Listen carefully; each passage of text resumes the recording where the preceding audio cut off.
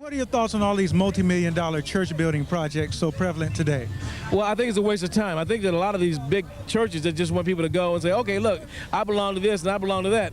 But if you got a multi-million-dollar church, if you got a church where thousands and thousands of people go to, how are you going to get to know your parishioners individually? You know, you just become, you're worse than jail. You just become one in a million. I think sometimes that money can be used in a better way. If it's the sole purpose is to house, you know, all your followers in it, okay, I can see that. But some of them, I think, they make them look like they're temples, you know, and I think that's a little bit overboard. You know, I mean, if you're building it if you have a big congregation, yes, but they don't need all the extravagant stuff to do. They make it to look like they are bigger than God themselves, you know. I feel the same way. It's like the building isn't the church. The church is the people, you know. And if you have to have all these, you know, extravagant buildings just to show how great your church is, then your church really ain't about much. If that's what you need to show people and bring people in, you got to have some substance behind it. Well, see, I don't have a problem with it. I think any way that you can get more people together to support a cause, I think it's a good thing. And I think the reason why they're building the church is bigger because the membership is growing. So I don't have a problem with that as long as their money is allocated to the right places. How about you? I think, like my friend Kim said, it's important to have enough seats because we struggle every Sunday morning trying to get a seat. But on the other hand, I do think it's important also to raise enough money to do youth centers. I mean, I think it should be a balance. I think if you ask me to weigh whether it's more important to have seats or a place for our young people to learn and grow and socialize, I think it's more important to build youth centers.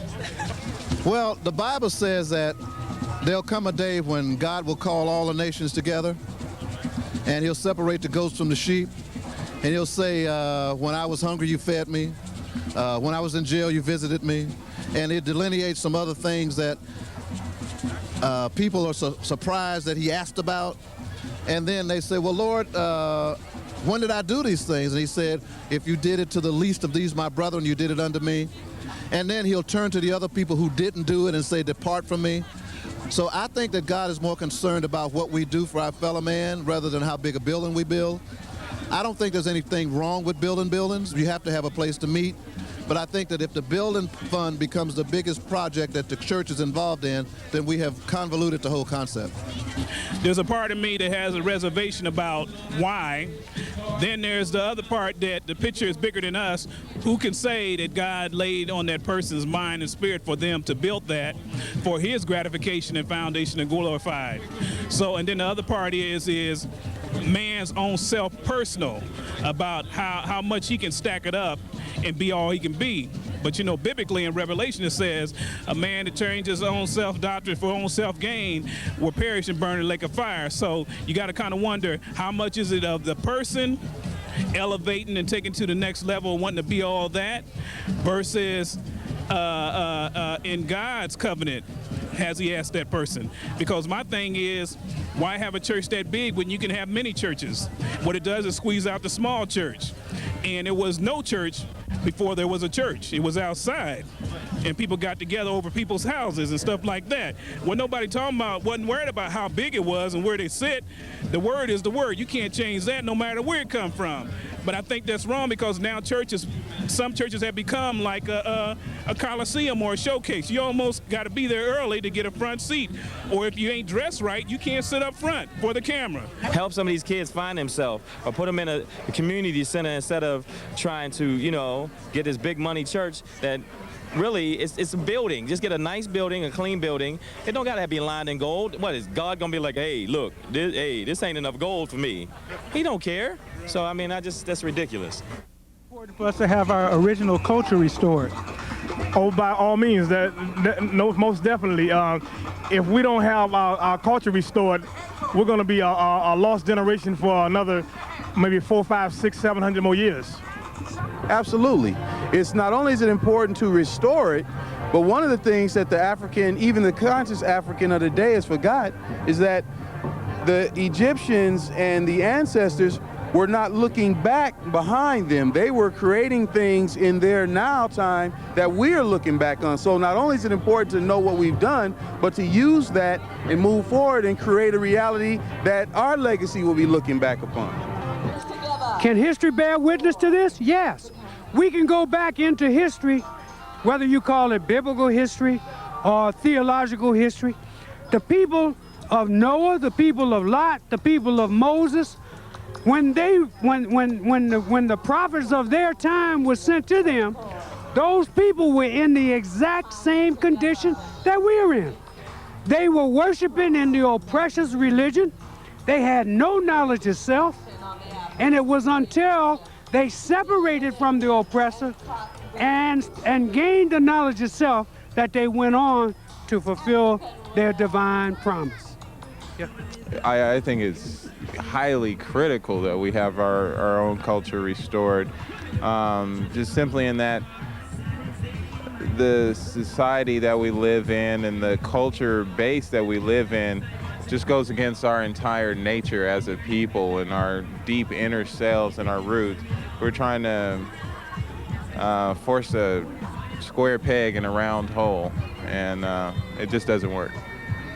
And when you say original culture, how far back are we talking about? I believe we should go back to when we all had, we all had our own doctors and lawyers. We all were in the community. And once we got that disintegration, Lord have mercy, desegregation, it messed up. Yeah, that's right, disintegrating the community. It just messed up everything. I think when we were all together, everybody put the money in their own. The black doctors did fine. We all had places we shopped with each other. Now it's all over the place. Completely, because like I noticed that the races I see that like still accept their culture still have a much more grounded, whereas we are all scattered all over the place, and we all have a tendency to be like, okay, well, I really don't want to respect my culture or my history or my elders, and that's the problem I got. A lot of these young cats, man, they don't get it. Well, if you don't know where you came from, how you gonna know where you're going? And that's the thing that, again, we're called revisionist, because we want people to know that Columbus got here on a boat guided by a black scientist, and they don't want to write that part. Or that Benjamin Banneker made the clock or designed the Capitol. So when you ask for the proper placement of African people in American history, you always get this thing like, why you got to bring that up? Same thing happens for us as a Christian community. When we talk about Paul being confused with an Egyptian, that could only mean one thing, okay? Egyptian were black folks, so if somebody asks you, are you the Egyptian, you must carry the trait or the characteristic of the Egyptian. So those are the dynamics against which our young kids are growing up. We got a world in denial, and we got people trying to keep from going back through that thing again.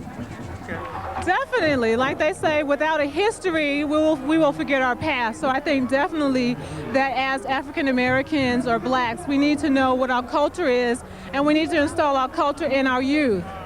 Definitely, most definitely. I agree, but I think it's going to take a lot of work, and it'll be very difficult because we don't know enough about our past, probably because we were robbed of our past, so we don't know enough about it, but we need to do what we can to learn more and then bestow that on our young people. As far as our original culture, I think that's very important. You have to know where you came from. Every other culture knows where they came from, so we should never lose where we came from, and we're one of the few people, just based on our name alone, that we've lost an important part of our heritage.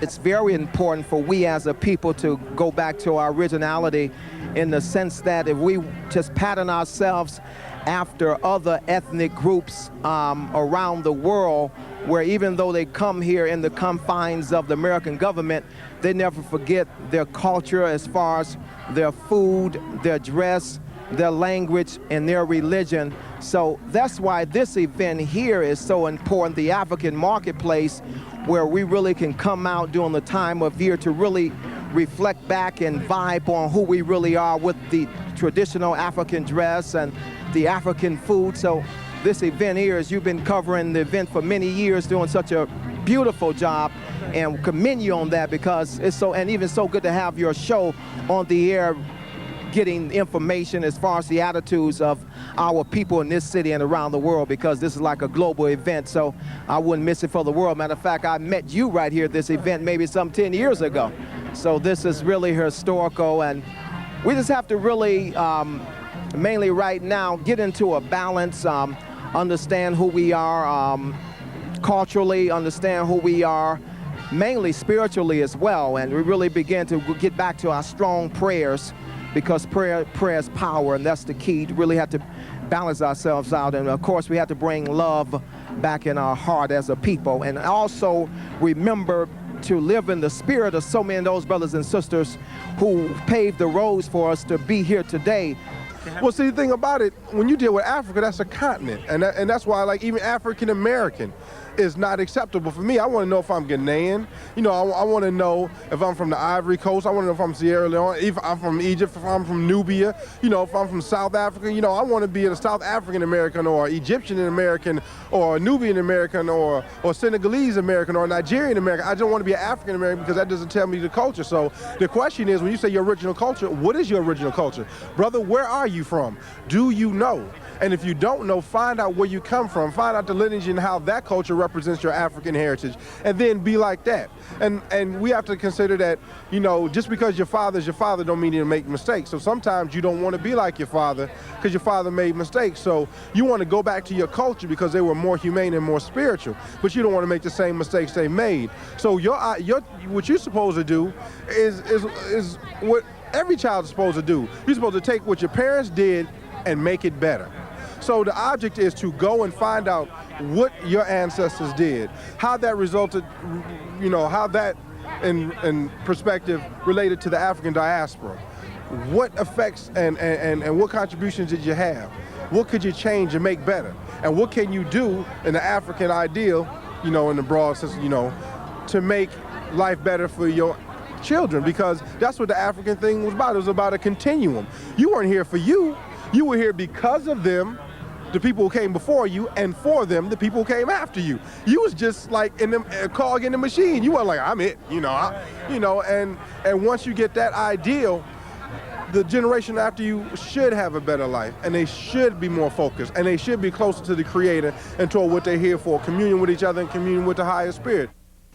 Today, the divorce rate is high in many single parent families. Why do you think this situation exists? I think this situation existed because if you go back all the way to the slave era, the white man adopted a system of divide and conquer, and to cut off the head, the body will die. And as you can see, they have succeeded at destroying the fabric of the black family by cutting off the head, which is a black man. And so therefore, if you cut off the head, the family's either going to die or struggle. And because we don't have a whole lot of black heads, I'm talking about strong black heads who are willing to stand up and be real men and be real black men, in so much as the family's concerned, we're starting to lose on all fronts. Because we don't value ourselves. And if we don't value ourselves, we're going to ultimately use sex indiscriminately and irresponsibly. You know, in ancient times and most traditional cultures, sex was seen as something very natural, but also very sacred. People who value themselves think twice before, you know, they go out and impregnate somebody. The family is been made disproportional. The man's role has been put into the woman's hand. The woman's role has been put into the man's hand. The children's role has been put into the parents' hand. All of this is because of the environment and society that we are in today. The man, a woman cannot be a father. A father cannot be a mother. A child cannot be a parent. So we've got to go back to each one fulfilling their own roles and being prepared to fulfill their roles. See, being re-educated into the mindset, and that comes under being yourself. Well, once again, you asked earlier, brother, we've taken on the identity of our oppressor. Our oppressor doesn't want the family unit to be bonded, because if the family is bonded, if the black woman has a respect for the black man and the black man is loving her and protecting her, not just treating her like a sexual toy or an arm piece, then we can build the things that we need. We're always looking outside, but when I see all these beautiful sisters and brothers walking around like today, I see all these single people, and I see sisters out here with babies with no men. I see some couples, but the key is the couple. The couple, to build a black family up, we've got to get black men and women working together, and then teaching our children and using the love that we experience as a foundation for all that they learn and all that they become. Again, because we're trying to force ourselves into a society and culture that doesn't really fit our nature, and it tears apart our family. And as a lower economic bracket, we fight and try a lot harder to just maintain and on a steady level. So that takes away from the family as well. There's a shortage of men in the communities, so there's way more women without men, and they're having to take second relationships and stuff like that. So, and that plays a huge part too. I think that black men and black women need to take on the old African ideology that it takes an entire village to raise a child, and we should take responsibility for all these children, whether it is ours or not. I know particularly when a child, no matter what race or whose it is, cries out father or cries out help, I will try personally to help that child. The divorce rate, because men ain't worth, I think it has to do with upbringing, and I think it has to do with the breakdown of, and I guess I want to say morals. We make everything in the rap videos, the regular music videos, just everything that's on television, it's okay. Sex is okay, just dating whoever you want to date. There's no structure, there's no values, when our parents were coming through dating and staying together and then getting married. My parents been together 40-something years, but I think also that it started back in the 60s. Back in the 60s, everybody was fighting for the same cause. Now we're fighting against everybody trying to make it to the top. We were all together, and all the blacks, my mom and dad were fighting for equality, just like the other, they weren't fighting against each other. My mama wasn't trying to take my daddy's job. Can I answer for both of us? Yeah, I think I think that, like you said, the divorce rate is high, but I don't think that's an excuse for our families to be failing. And I think it's very important for us to look at why the family breaks down, and then it's also our responsibility to get together, come up with solutions, and make us, one village. Well, I basically am raising my kid, and I think it's because, as bad as conspiracy, I know y'all probably think Oliver Stone gonna jump out my ass, but it's like, we are played against each other, so we assume that we can't work it out with a black woman and a black man can't stay together or can't work it out, and we're just conditioned to keep believing that that's the way it's supposed to be. Because people don't know who they're marrying. In a nutshell, it's like this. You have this thing where, you don't date friends because, that messes up the relationship. Well, it's like this. Say you had a friend for 5 years. What friend you had for 5 years that you didn't argue with on a regular basis about? You just disagree. Sometimes you even got in not real fist fights, but y'all doing, and you're doing stuff, not that men and women should ever get in that, but you go through all of this stuff and you ain't never heard anybody say, well, I can't be your friend because we don't agree with enough, or, we don't, because you understand that the agreement is not the main issue. The friendship and the relationship is the main issue. And so what we do is we end up marrying strangers, and we end up discussing what we want in a relationship after we've begun one. Think about this. How many times have you kissed a woman before you've met her parents, before you know what she believed, before you knew her favorite color? You out there eating dinner asking, what do you think about relationships? How come you're not asking, what do you think about life? Well, I'm a single parent myself. That situation exists because of lack of knowledge, lack of support in our youth. I'm not a youth, but I am an adult, over 34. But I think lack of knowledge for our teenagers, a lack of support, lack of information, lack of resource for our young men as well as our young women.